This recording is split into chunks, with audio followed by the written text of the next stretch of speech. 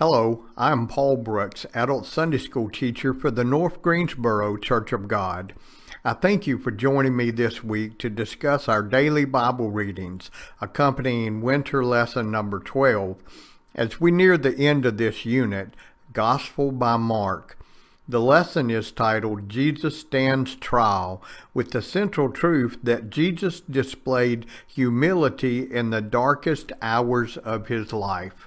I hope you're enjoying the daily Bible readings, and do please remember they also serve as daily devotionals. The Old Testament passages instruct us that our nature and ego make it difficult to demonstrate humility, but this is exactly what the Old Testament prophecies said that Jesus, the Messiah, would do. The New Testament passages instruct us in Jesus' humility and exhort us to be like him. On Monday, we began our reading in Genesis chapter 4, verses 1 to 8, and read about a wrong response to difficulty. In this passage, we read the story of Cain and Abel making a sacrificial offering to the Lord. Abel's offering was accepted, but Cain's was rejected. Cain could not accept being second to his brother, and his ego led him to murder Abel. Tuesday, we continued reading from Genesis and moved to chapter 6, verses 11 to 22, to understand a right response to difficulty. We know that Noah was found to be living in a right relationship with God, but he was faced with making a decision whether he would continue in faith and obedience. Noah chose correctly. In this passage, we learn from Noah that to trust and obey God is always the right response to difficulty. Wednesday, we read from Isaiah chapter 53, verses 7 to 9, that Jesus' silence was foretold. This passage is a prophecy of the coming of Christ. Christ demonstrates humility by not responding when challenged, even when his persecutors are trying to entrap him. Our devotion says that Jesus was the perfect master of when to speak and when to keep silent. By not speaking, Jesus also fulfilled the prophecies of his silence. Thursday, we read from John chapter 13, verses 1 to 5, as Jesus displays humility. In this passage, Jesus washes the feet of his disciples. Although he was clearly their master, Jesus took on the role of a servant, doing a task of a servant. With Thursday's passage, we read about Jesus demonstrating humility. Yesterday, on Friday, we continued reading our passage from John, picking up with verses 6 to 17, as Jesus teaches humility. In verses 6 to 9, we see the scene played out and also read the exchange between Peter and Jesus. Peter at first was not going to allow Jesus to do such a lowly thing as washing his feet, but Jesus corrected him.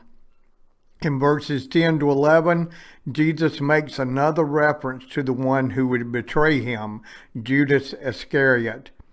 Then in verses 12 to 17, Jesus teaches his disciples why he washed their feet and what it means for them.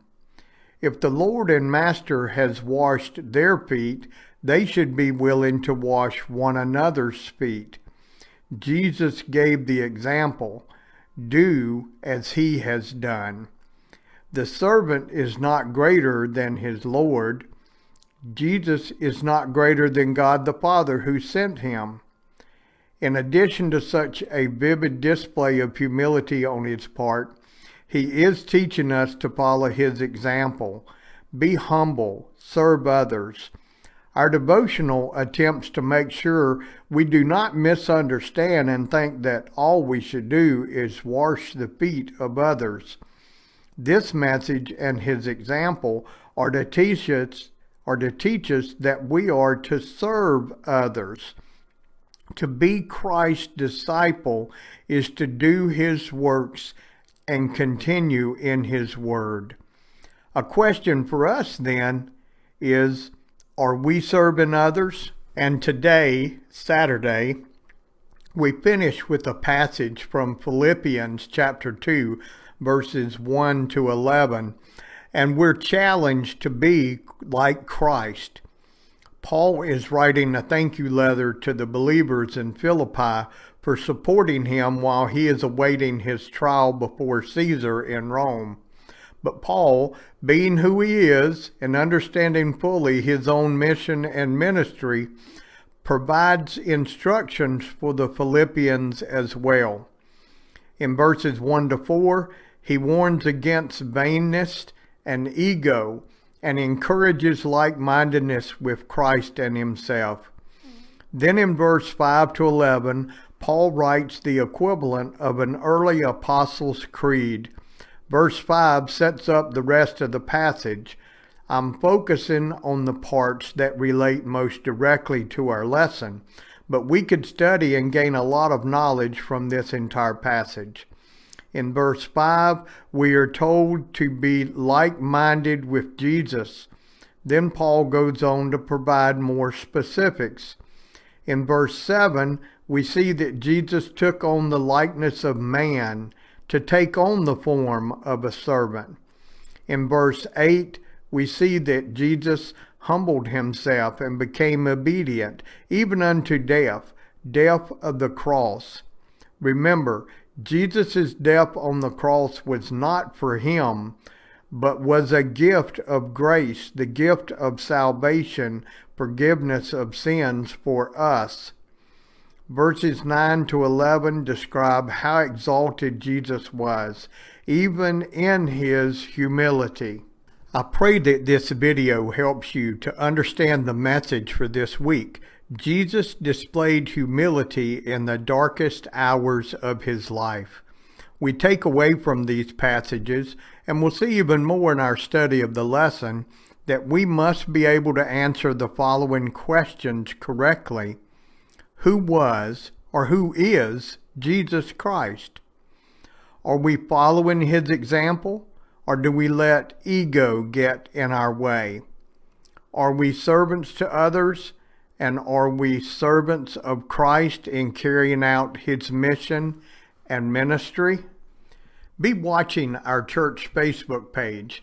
I'll be posting another video, usually early Sunday morning, to provide additional instruction for your study of this week's lesson.